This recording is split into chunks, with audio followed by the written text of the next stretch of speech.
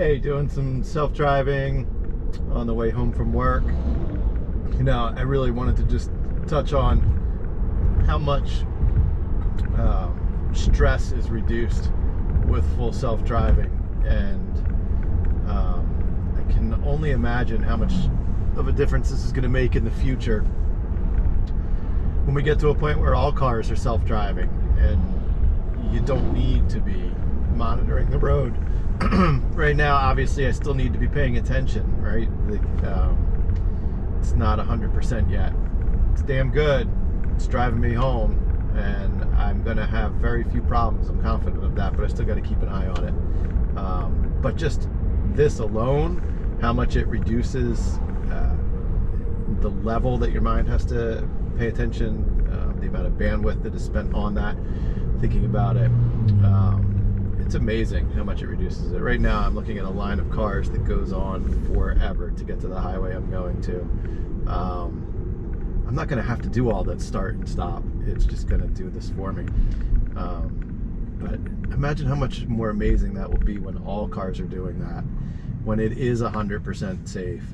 And then at that point, the design of cars changes, right? There will not be a need to have the controls in the car, which means you don't need to have seats in a row facing forward with another row behind you facing forward.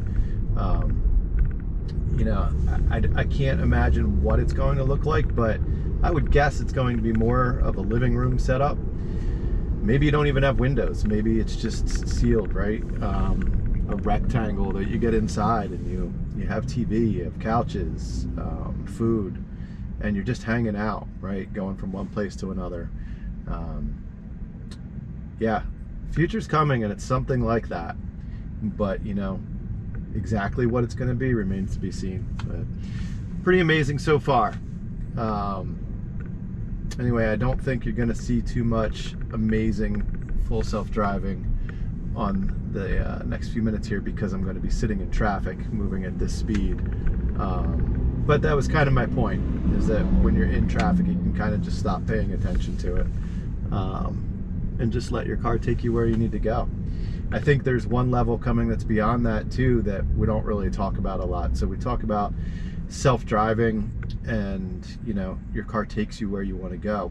But how about beyond that? Do you need to have a person in the car at all? And I think the answer to that is no.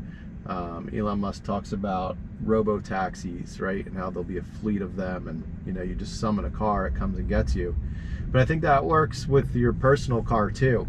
So you go out somewhere, I don't know, I go out to dinner and my car drops me off at the door of the restaurant, but one of my kids needs to go somewhere. Well, the car can just leave me at the restaurant, right? It can go to my house, it can grab my kid, take him where he needs to go, and then when I'm ready for it, the car can just drive back to the restaurant, pick me up, and take me. Opens a whole lot of possibilities that don't exist today, right? Even parking situations, and in crowded areas where there isn't somewhere to park nearby, what's the difference? You just get dropped off at the door, your car goes off to wherever it needs to, and just comes back to you when you need it.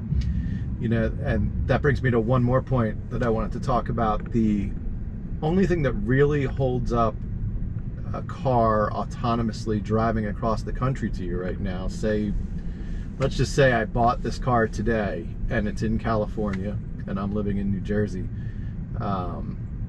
Ideally, the car drives itself to me across the country, right? There's no need for me to go get it. It just comes to me. It shows up at my house. If it needs service, it just goes to the Tesla service center without me and gets fixed and comes back. There's only one thing that holds that up right now, aside from this being legal, which I think will come very soon based on how good self-driving has gotten. The one thing that holds it up is charging.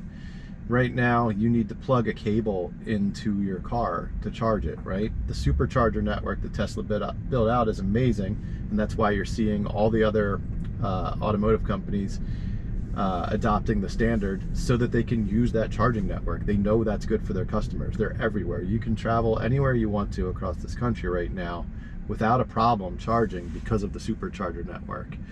And those just pop up for you as needed. If I hit this supercharger button and zoom out, look at these chargers. They are everywhere here. And if I zoom out farther and look at the country, they are everywhere. I mean, literally everywhere. This is just in the area that I'm in. All those little lightning bolts are chargers. So you can go anywhere. But you got to plug in the cable. So Tesla recently acquired a company, and the name is escaping me right now, but it was a company focused on wireless electric car charging. And basically there is a device on the ground. Your car rides over top of it, and it wirelessly charges, similar to, I guess, what your phone can do with wireless charging, only it's not actually sitting on the device. There's a small gap between, but it transmits the electric between that device and your car's battery. That's the missing piece. So what an awesome acquisition for Tesla. It makes total sense. That is what's going to free up complete autonomous driving, cars driving without human intervention. And when it needs to charge, it can go to one of those chargers, drive over it, spend the time there charging, and then leave on its own. That's the missing piece, and that's a big deal. That just happened this month. Today's August 23rd, 2023. So it happened this month. So mark my words, come back to this video. That's going to be the game changer. Wireless charging for cars is going to become a thing. It might not be the way you charge at home, slower, I'm sure, but it is going to solve problems for autonomous cars on the road charging without human intervention. Anyway, I'm going to continue sitting in this traffic, not worrying about driving. And that's all I have for you today. I hope you'll subscribe. Hopefully, if you could, just like the post, like the video. I'd appreciate it. If you want to hear more of my ramblings and self-driving and thoughts on Tesla, subscribe. Truly appreciate it. Thanks.